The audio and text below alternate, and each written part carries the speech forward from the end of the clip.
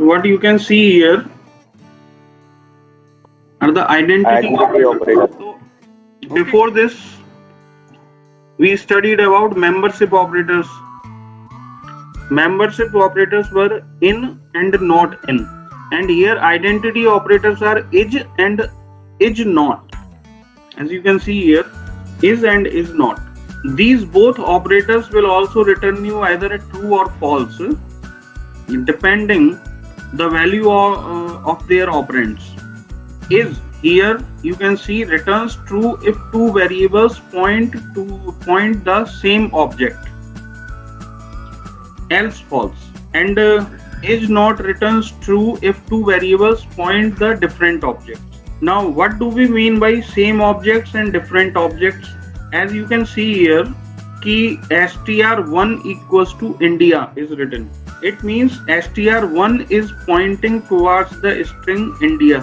As you can see here in the figure, str1 is pointing towards this string India. And str2 also is pointing towards India. This is str2.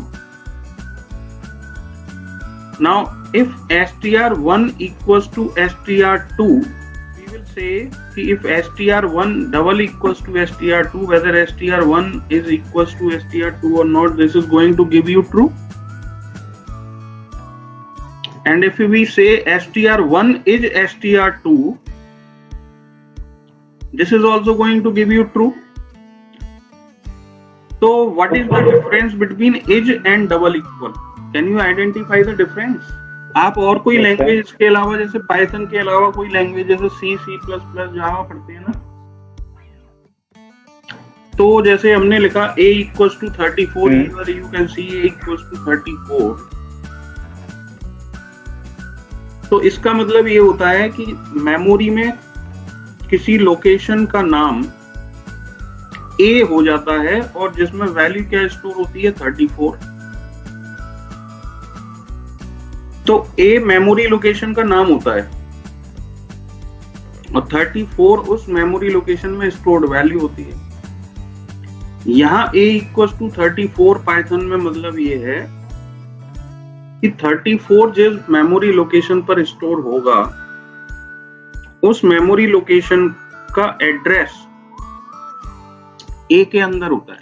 तो यहाँ A के अंदर address होता है उस location का जिस पर 34 स्टोर्ड है, और बाकी लैंग्वेजेस में A के अंदर एड्रेस नहीं होता, A उस मेमोरी लोकेशन का नाम होता है. जैसे str1 और str2, here you can see they are pointing to the same string India. तो str1 और str2 के अंदर सेम मेमोरी लोकेशन है जो इंडिकेट कर रहा है इंडिया जहां पर स्टोर्ड है उसको. तो इज और इज नॉट, इसका जो फंक्शन है, काम है, वो बिल्कुल उल्टा है. इज जहां पर ट्रू देगा, इज नॉट आपको फॉल्स देगा. आपको पाइथन में मैं करके दिखाता हूँ इसको और क्लियर हो जाएगा आपको. सर str का मतलब क्या है यहाँ पे? str कोई भी वेरिएबल का नेम है बेटा. str1 जो लिखा है मैंने, ये आप कोई भी वेरिएबल नेम आइडेंटिफायर है. ये जैसे आप कुछ भी नाम रख सकते हैं, A रख सकते हैं, B रख सकते हैं, कुछ भी रख लो. जैसे ये मैंने लिखा इंडिया और str2 ये लिखा इंडिया, यानी both are pointing towards the same string India.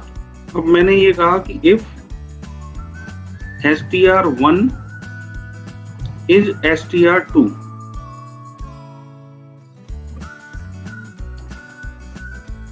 then I printed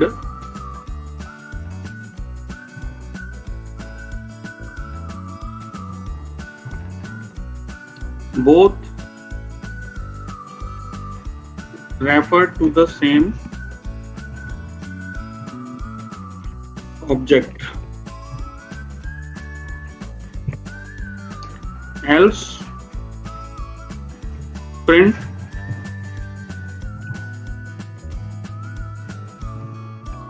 both refer to different objects.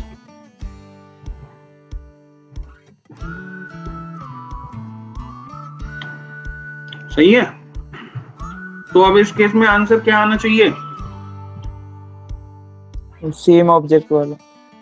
Same object वाला आना चाहिए। इफ वाला शो होगा। तो सेम आना चाहिए। मैं इसको सेव कर लेता हूं पहले।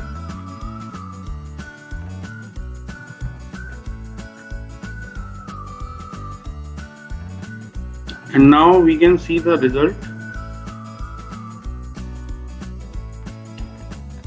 Both refer to the same object. अभी जैसे मैं आप सर STR का कोई कीवर्ड है? कौन सा? STR1 STR नहीं ये कोई कीवर्ड नहीं है, ये तो वेरिएबल के नेम है। कीवर्ड तो ये है ना, str1 is str2। Is keyword है, IS जो लिखा है ना इज, वो कीवर्ड है। Yes sir. STR1 STR2 these are not keywords, these are variable names. अच्छा, तो सर जो STR1 लिखा हुआ है तो उसके बीच में R और 1 के बीच में स्पेस देना। स्पेस नहीं दे सकते ना, हमारे आइडेंटिफायर वाले रूल्स हमने पढ़े थे, उसमें हमने देखा था वेरिएबल में नहीं देते सर स्पेस। कि वेरिएबल नेम्स में स्पेस अलाउड नहीं है, केवल अंडरस्कोर अलाउड है, स्पेशल कैरेक्टर। Yes sir. तो अभी जैसे मैं STR2 को ऐसे लिख देता हूं पाकिस्तान, सही है। तो STR1 is pointing towards the string India and STR2 towards Pakistan. Now let us see कि what is the result, whether STR1 is STR2 or not. So अभी you can see both refer to different objects. This is the result. Because STR1 is referring to India and STR2 referring to Pakistan. Clear? Sir हाँ sir ये check करता है दोनों चीज में क्या लगे हैं? सर इज सर चेक ही तो करेगा दोनों की वैल्यू सेम है या डिफरेंट है। हाँ, दोनों सेम वैल्यू को पॉइंट कर रहे हैं कि नहीं, ये चेक करेगा। सर अगर STR1 में सर 1 डाल दें और सर STR2 में 1.00, हाँ तो सर डिफरेंट आएगा ना कि सेम? अभी देख डिफरेंट लेते आएगा ना सर? अब देख लेते हैं। लो आप जो कह रहे हो मैं करके देख लेता हूँ। जैसे हमने कहा STR1 equals to 1, yes sir. STR2 equals to you are saying 1.0, है ना? Yes sir. Yes sir. Now let us check what happens. अब देखिए अब आंसर आपका क्या आता है, देखते हैं। इन्वर्टेड कॉमा में क्लोज नहीं हो। Both refer to different objects. ये आ रहा है, यानी Yes, sir. 1 is not equals to 1.0। क्यों? सर वो फ्लोट हो जाएगा। हाँ, तो 1 और सर 1 here is दोनों के डेटा टाइप अलग हो जाएंगे ना। हाँ, 1 here is only an integer value and 1.0 is a float value। और ये 1 और 1.0 दोनों डिफरेंट मेमोरी लोकेशंस पर होंगे, इसलिए ओके सर। इसलिए ये हमें फॉल्स दे रहा है। 1.0 इज ए फ्लोट वैल्यू, ये इंटीजर नहीं है। हाँ, तो देखिए any numeric value which is having decimal point is known as a floating value, और values without decimal points are known as integer values। तो इंटीजर और फ्लोट वैल्यूज में डिफरेंस होता है। 1 वैसे तो मैथमेटिकली अगर हम देखें तो 1 and 1.0 they are same, but here in computers 1 and 1.0 these are two different values. One is integer and 1.0 is a float. That's why this STR1 is STR2 is giving us false. They are not referring to the same object. 1 and 1.0 will occupy the different memory locations. Clear? और sir इन values को sir inverted comma में बंद करना जरूरी नहीं है? देखिए numeric values are never enclosed in double quotes. Double quote में अगर आप एनक्लोज कर देंगे किसी भी वैल्यू को तो वो स्ट्रिंग हो जाती है, और स्ट्रिंग्स पर कोई भी मैथमेटिकल कैलकुलेशन नहीं की जा सकती। जैसे मैं इस 1 को ऐसे कोट्स में क्लोज कर दूं, ठीक है, ऐसे करके तो ये 1 और 1.0 अब न्यूमेरिक वैल्यू नहीं रही, these values now becomes strings. तो न्यूमेरिक वैल्यूज पे जैसे आप मल्टीप्लाई, डिवाइड, ये अरिथमेटिक ऑपरेशन अप्लाई कर सकते हैं, you can not apply arithmetic operations on strings. आप दो स्ट्रिंग्स को केवल ऐड कर सकते हैं, जोड़ सकते हैं। जोड़ने का मतलब है कि अगर मैं str1 ऐसे ले लूं, मान लो 1 और str2 1.0, और फिर मैं प्रिंट करूं str1 प्लस str2, है ना? तो इसका आंसर क्या आएगा, कोई बता सकता है? सर आउटपुट आएगा ही नहीं सर, नॉट डिफाइंड हो जाएगा ये तो। नहीं, आउटपुट तो आएगा, बट दो स्ट्रिंग्स को जोड़ने का मतलब न्यूमेरिकली जोड़ना नहीं होता है सर। 1.0 आ जाएगा। हाँ, 1.0 ये आएगा। देखो अभी मैं आपको आंसर दिखाता हूँ। आप देख रहे हैं 1.0, इधर ये लिख रहा है 1.0 सर। तो इसने क्या किया कि जो पहली स्ट्रिंग थी उसके पीछे दूसरी स्ट्रिंग को ऐड कर दिया, मतलब अपेंड कर दिया, साइड वाइज प्लेस कर दिया। हाँ, तो 1 और 1.0 को ऐड करने का मतलब है कि 1.0 ये कंबाइंड स्ट्रिंग ये बन गई हमारी। लेकिन रिजल्ट आपको ये मिल रहा है, both refer to different object, because दोनों स्ट्रिंग्स सेम नहीं है।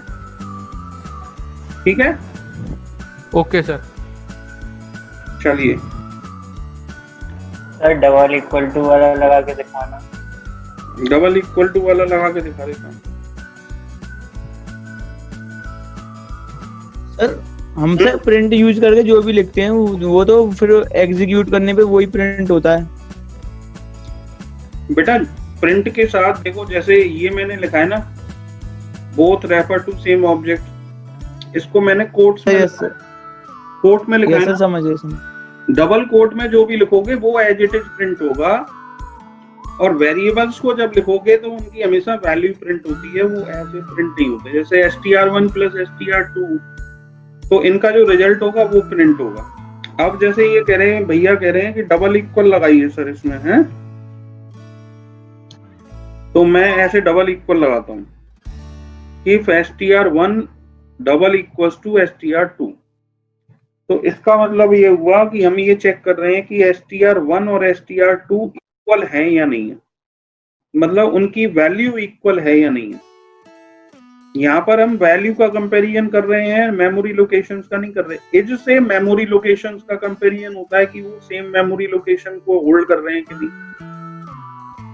तो यहाँ पर हम देखेंगे कि वैल्यू जो है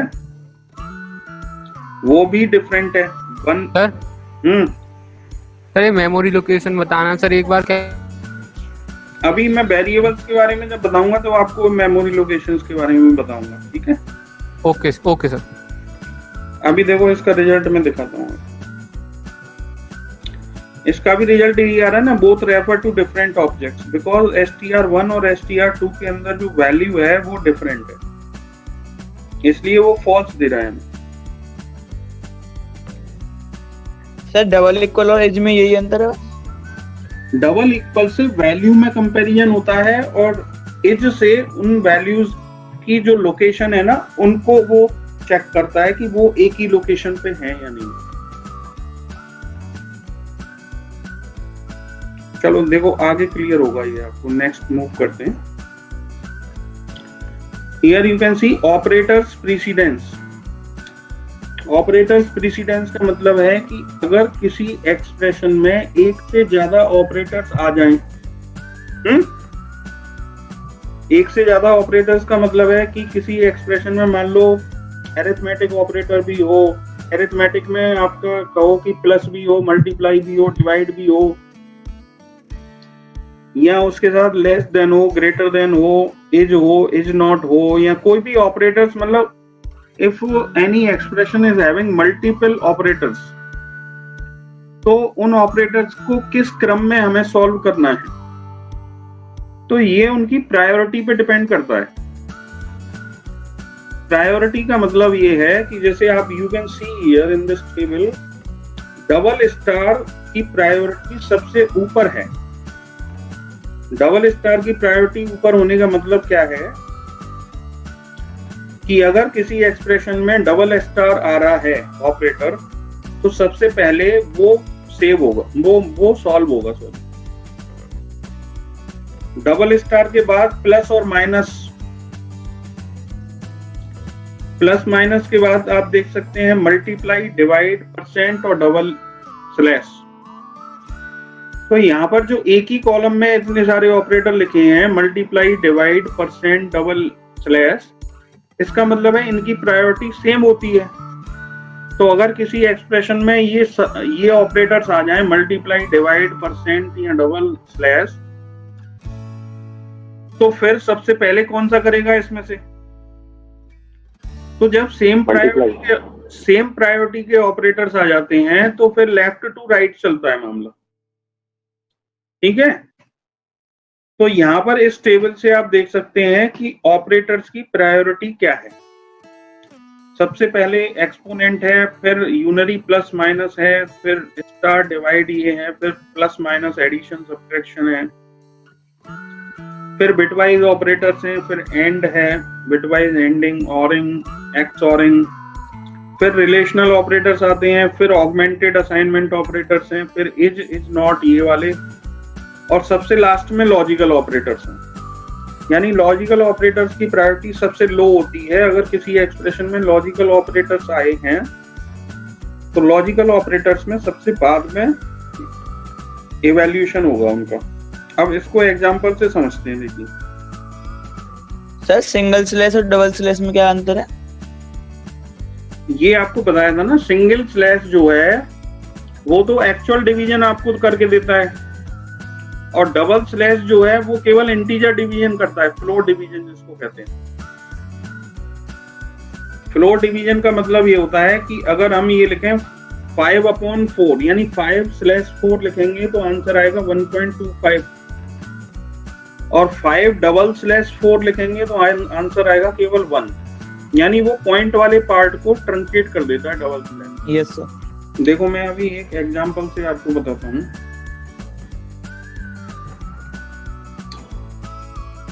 जैसे मैंने ये लिखा कि a equals to 5 + 2 into 3 divide 2 power, जैसे ये। अब आप ये बताइए कि इसका रिजल्ट क्या आएगा। अगर मैं a प्रिंट करूं तो क्या रिजल्ट आना चाहिए? 4/4 6.5 6.5 आना चाहिए, है ना। अभी यहाँ पे देखो ऑपरेटर्स, कितने ऑपरेटर्स हैं? 4 हैं इसमें। एक है एडिशन, एक है मल्टीप्लिकेशन, एक है डिवीजन और एक है एक्सपोनेंट। तो इनकी प्रायोरिटी के हिसाब से हमने देखा कि एक्सपोनेंट सबसे पहले सॉल्व होता है? तो ये 2 की पावर 2 सबसे पहले सॉल्व होगा, यानी 4। फिर आपके बचेगा प्लस, डिवाइड और मल्टीप्लाई। तो डिवाइड और मल्टीप्लाई की प्रायोरिटी प्लस से ज्यादा है, लेकिन डिवाइड और मल्टीप्लाई की प्रायोरिटी सेम है। एक ही प्रायोरिटी पे आते हैं डिवीजन और मल्टीप्लिकेशन। तो सेम प्रायोरिटी होने के कारण पहले क्या होगा? पहले वो होगा जो लेफ्ट साइड पे है, और इधर लेफ्ट साइड पे क्या है? मल्टीप्लिकेशन है पहले। तो 2 × 3 ये सॉल्व होगा, यानी 6। तो हो गया 6 डिवाइडेड बाई 4। 6 डिवाइडेड बाई 4 ये आपको देगा 1.25, और वो फिर ऐड हो जाएगा 5 में, तो आंसर विल बी 6.25। तो ये आंसर आपको 6.5 ये मिल गया। इसी को मैं डबल स्लैश कर देता हूँ। देखिए अब क्या आएगा आंसर, जरा बताएंगे आप में से कोई?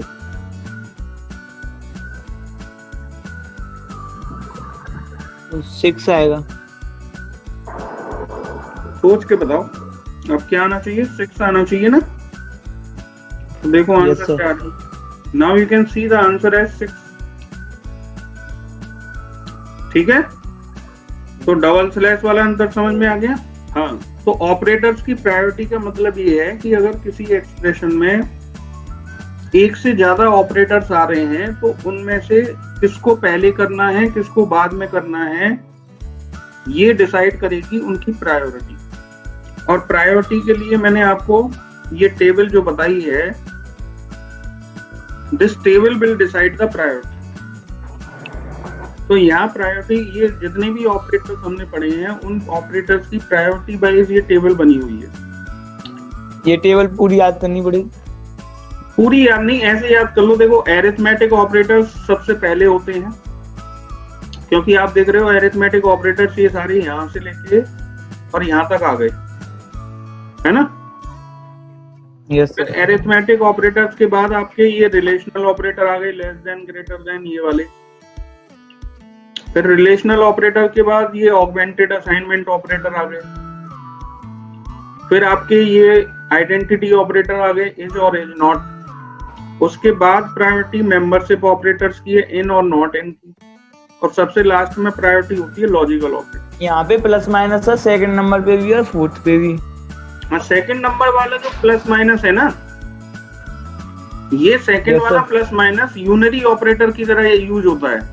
जैसे कहीं पे लिखा है +5 केवल, तो +5 का मतलब हो गया वहां पर प्लस जो है वो यूनरी ऑपरेटर है, एक ही ऑपरेंड पे अप्लाई हो रहा है +5। और अगर ऐसे लिखा है 5 + 4, तो 5 + 4 ये जो है ये वाला ऑपरेटर हो गया एडिशन वाला, यानी 5 + 4 ये बाइनरी ऑपरेटर हो गया, दो ऑपरेंड्स पे अप्लाई हो रहा है 5 और 4, तो वो ऐड करने का काम करता है। और यूनरी प्लस का मतलब है कि केवल ये लिखा है +5, तो +5 का मतलब है मल्टीप्लाई 5 विद +1, तो वहां वो होता है यूनरी ऑपरेटर की तरह। तो प्लस और माइनस ये यूनरी और बाइनरी दोनों ऑपरेटर की तरह काम करते हैं।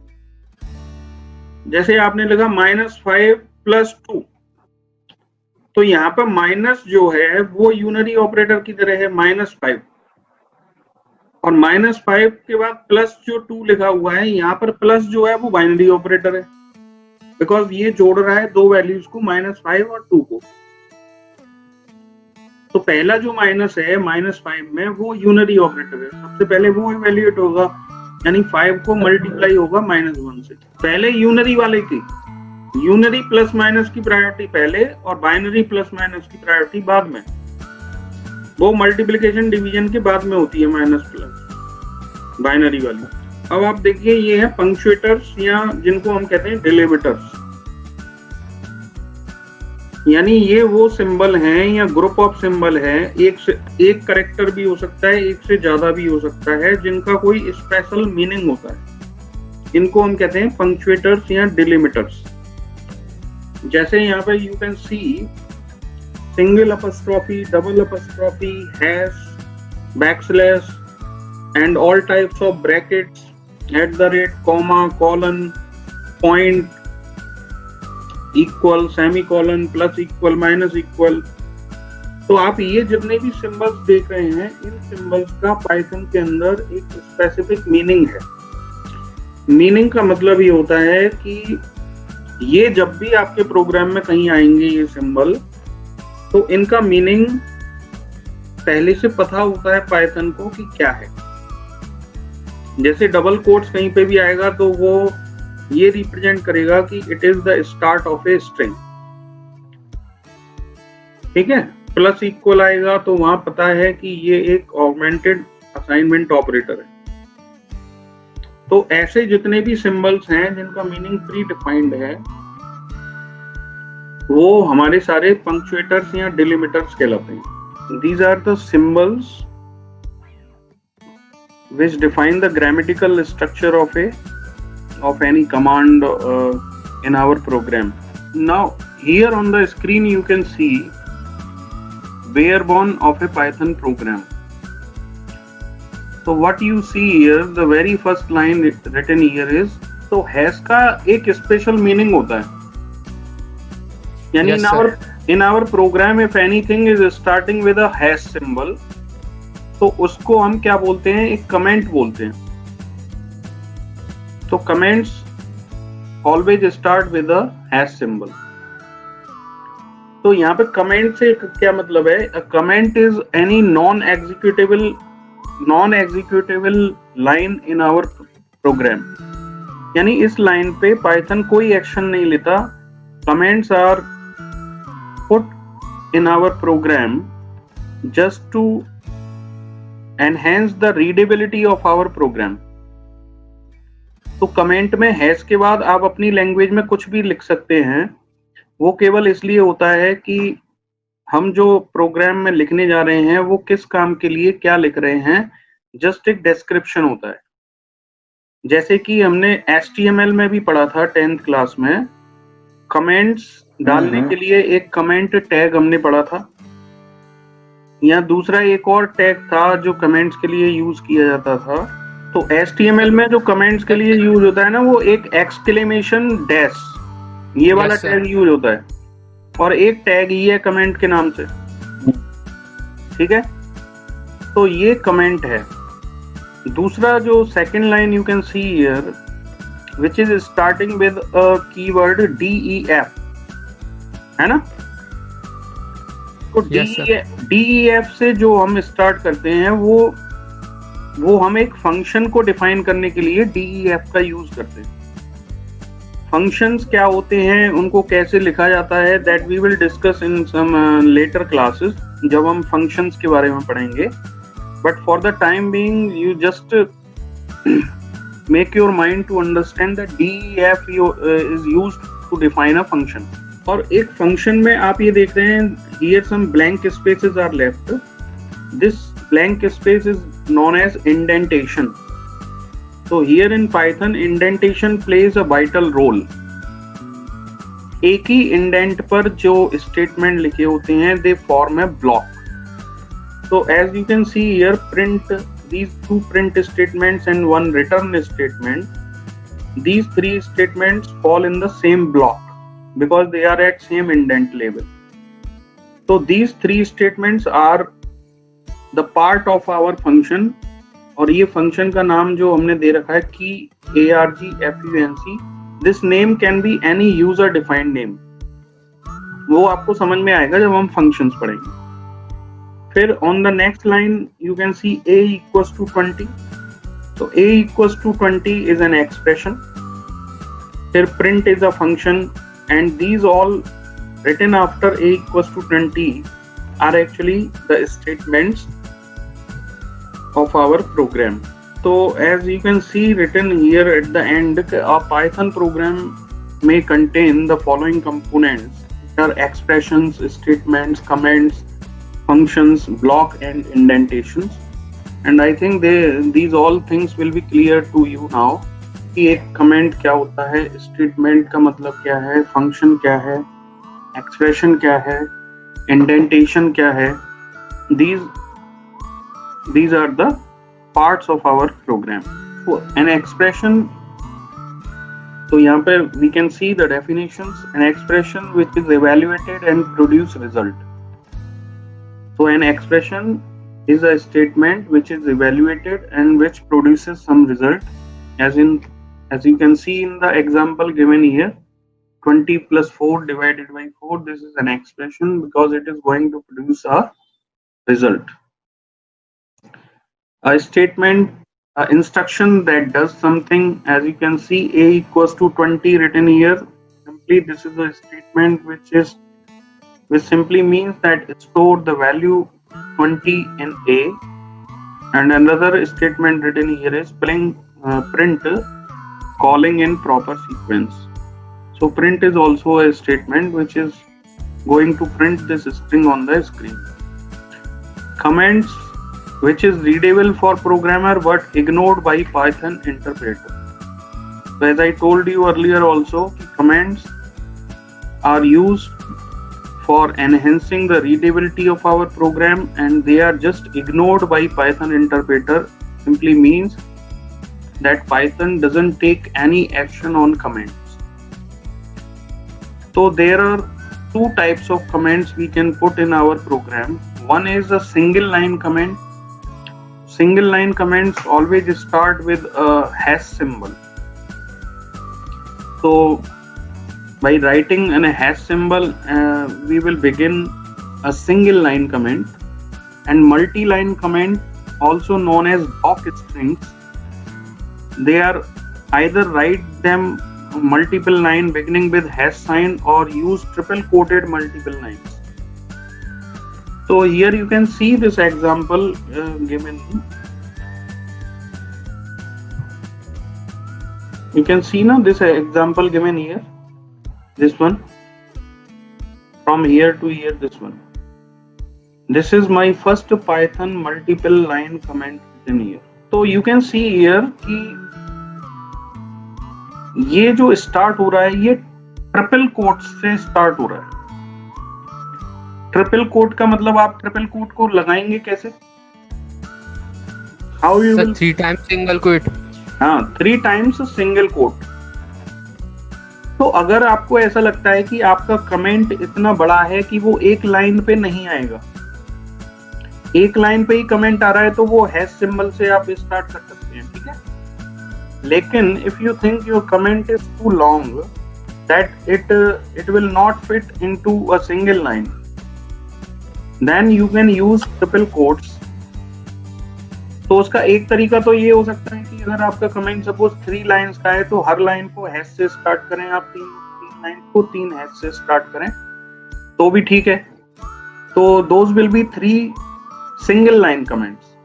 लेकिन अगर आप ऐसा करना चाहते हैं कि कमेंट मल्टीपल लाइन है, यानी एक से ज्यादा लाइन में आ रहा है, तो one other way of writing these types of comment is you can use triple quotes. तो as we have done in this example कि ट्रिपल कोट्स के बाद आप कितनी, जहां तक फिर फाइनल ट्रिपल कोट नहीं आएगा, तो स्टार्टिंग ट्रिपल कोट्स और एंडिंग ट्रिपल कोट्स के बीच का जितना भी लाइंस हैं, those lines will be treated as comments and Python interpreter is not going to take any action in that case. So is the difference between single line and multi-line comments clear to you? Yes sir. ठीक है sir? हाँ बेटा। Sir ये जो sir ending में sir ये triple coat जो लगाया है सर, ये कमेंट के पास ही नहीं लगा सकते या सर हाँ, नेक्स्ट लगा लाइन में सकते हैं। हाँ, लगा सकते हैं आप। Okay sir. सही, ट्रिपल कोटेड हम सिंगल लाइन कमेंट में भी यूज कर सकते हैं। हाँ, कर सकते हैं आप। ट्रिपल कोट का यूज सिंगल लाइन कमेंट में भी कर सकते हैं, लेकिन सिंगल लाइन कमेंट में ट्रिपल कोट का यूज इसलिए नहीं करते क्योंकि ट्रिपल कोट्स जब भी यूज करेंगे तो आपको ओपनिंग और क्लोजिंग दोनों लगाने पड़ेंगे ट्रिपल कोट्स, ठीक है। लेकिन सिंगल लाइन कमेंट में केवल आपको हैश स्टार्टिंग में लगाना पड़ता है, बाकी लास्ट में कुछ नहीं लगाना पड़ता। ये अंतर। ऐसा यूज दोनों कर सकते हैं, कन्वीनियंट है। हाँ, हैश कन्वीनियंट है for single line comments. Okay sir. Then this functions, as I told you earlier also, we will discuss about functions more in detail later in our classes. So function is such a code that has some name and it can be reused. Blocks and indentations, group of statement is called a block. Indentation at same level create a block. ये मैंने आपको बताया कि same indent level पर जो statements होंगे, those will create a block. As we have seen in our key arg function in the previous slide. Now we will talk about variables. So variable is a name given to a memory location and it can be considered as a container which holds some values. Python is a type infer language, that means you don't need to specify the data type of variable. अगर आप में से किसी ने कोई language like C++, जावा पढ़ी हो, तो whenever a variable is declared in those languages, so we have to declare the type of those variables also. जैसे अगर हम लिखें a equals to 1, तो here 1 is an integer, तो we have to declare that a is an integer variable. तो उसका पहले declaration हमको करना पड़ता है C++ जावा में कि int a.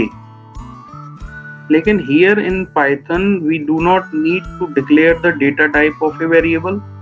The data type of the variable is automatically decided. Variable यहाँ पर हमें Python में variables का type declare करने की जरूरत नहीं पड़ती. टाइप का मतलब होता है कि जो हम वैल्यू स्टोर करने जा रहे हैं वेरिएबल में वो किस टाइप की वैल्यूज होंगी, ये हमें बाकी लैंग्वेजेस जो C++ जावा है उनमें डिक्लेयर करना पड़ता है. लेकिन यहाँ पाइथन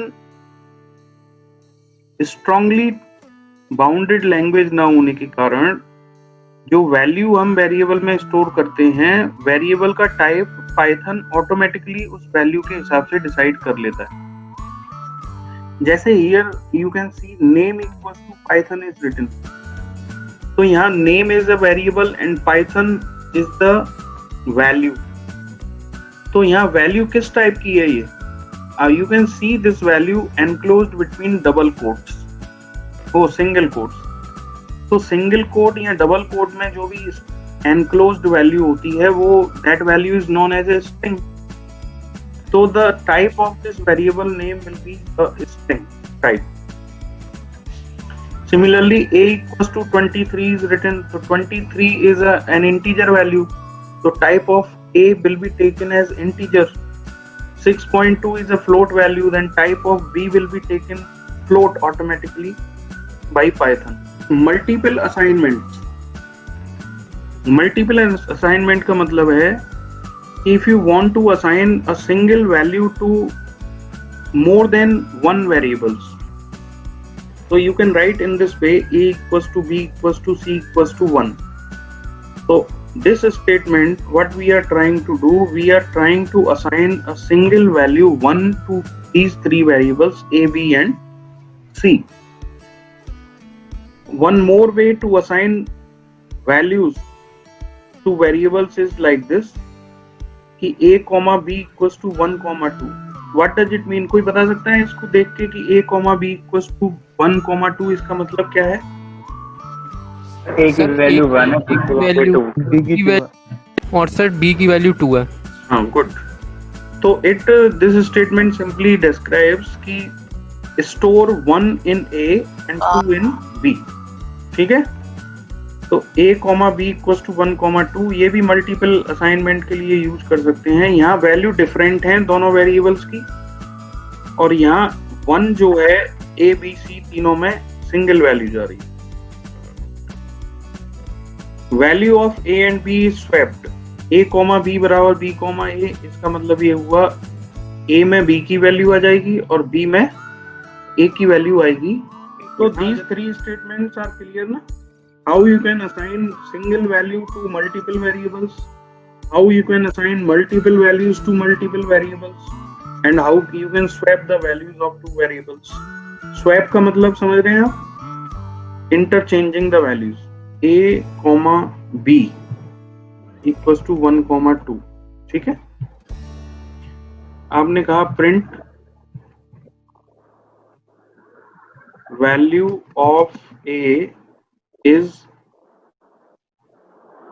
a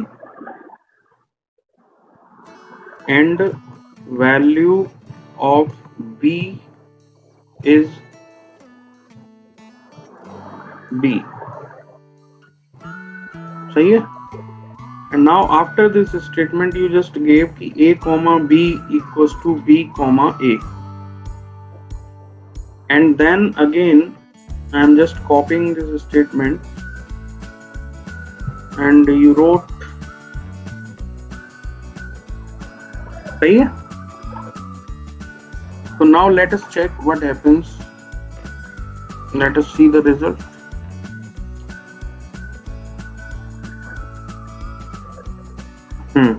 देखिए. Now here you can see the first line is saying value of a is 1 and value of b is 2. And the second line is saying value of a is 2 and value of b is 1. So in this way you can see the values have been swapped. Let us see the code again. देखो, तो first line के बाद जो a, b equals to 1, 2 है, first line के बाद a की value 1 थी, b की 2 थी, तो यहाँ जो प्रिंट हुआ value of a is a का मतलब उसकी value 1 and value of b is b यानी b की value 2. Then after we exchange the values of a and b, and when we printed value of a is a, so now here the value of a becomes 2 and value of b is 1. So now see another thing is variables scope and lifetime. तो किसी भी variable का scope और life time का मतलब क्या है? Scope वो पार्ट है हमारे प्रोग्राम का जहां पर कोई वेरिएबल एक्सेसिबल है. एक्सेसिबल है का मतलब यूज किया जा सकता है. और लाइफ टाइम किसी भी वेरिएबल का वो होता है जितनी देर वो मेमोरी में रहता है. जैसे ही कोई वेरिएबल मेमोरी से डिस्ट्रॉय हो जाता है उसका लाइफ टाइम खत्म हो जाता है. यहां पर आप देखेंगे लोकल वेरिएबल. लोकल वेरिएबल किसी भी ब्लॉक के अंदर डिक्लेयर्ड वेरिएबल लोकल होता है. जैसे हमने ये एक फंक्शन डिफाइन किया है fun नाम का. इस फंक्शन के अंदर ये वेरिएबल डिक्लेयर किया है x इक्वल्स टू 8. तो क्योंकि ये किसी ब्लॉक के अंदर है तो ये x इक्वल्स टू 8 केवल इस ब्लॉक में अवेलेबल रहेगा, केवल इतने में. इसलिए ये लोकल टू दिस ब्लॉक हो गया. अब जब यहाँ पर हम ये देख रहे हैं प्रिंट x जब लिख रहे हैं तो क्योंकि x local to this block था इसलिए ये x बाहर वाले ब्लॉक में अवेलेबल नहीं होगा. तो इसलिए this statement is going to give you error. तो this is what we mean by local variables. A local variable is declared inside a block and that variable can be accessed inside that block only, nowhere else. Whereas a global variable is not declared inside any block. ये हमेशा जैसे यहाँ x equals to 8 लिखा हुआ है ये किसी block के अंदर नहीं है. ये ब्लॉक तो इसका मतलब है ये आपके पूरे प्रोग्राम में हर जगह अवेलेबल होगा. इस फंक्शन के अंदर जो ब्लॉक बना हुआ है ये यहाँ पर भी अवेलेबल होगा और ये बाहर भी यहाँ भी अवेलेबल होगा. तो global variables are available everywhere whereas local variables are available only within the block where they are declared. अभी मैं आपको एक एग्जांपल से I will make you clear this. Define एक फंक्शन मैंने डिक्लेयर कर दिया और ये अब आप देखिएगा जो ग्लोबल वेरिएबल है वो तो सर ब्लॉक के अंदर भी काम करेगा ना? हाँ ब्लॉक के अंदर भी करेगा. तो सर फिर ब्लॉक के अंदर 4 आएगा, आंसर है 8. अब उसको यूज करने के लिए हमें दूसरा तरीका अपनाना पड़ेगा. अभी देखिए मैं बताता हूँ. कॉलम नहीं लगाया, कॉलम ना लगाया. हाँ तो अभी आप देखिए इसका आंसर तो आपको 4 और 8 ये आपको ये मिल रहा है ना? अंदर वाले वेरिएबल का क्यों नहीं आया? क्योंकि हमने फंक्शन को कॉल नहीं किया है. फंक्शन को कॉल नहीं करेंगे तो तब तक उसका वो रिजल्ट नहीं आएगा. यहाँ पे जैसे हम कॉल करना पड़ेगा इस फंक्शन को तब आएगा वो. अभी जब आप फंक्शन पढ़ेंगे तो ये क्लियर हो जाएगा आपको. अब देखो आप 4 और 8 आ गया ना.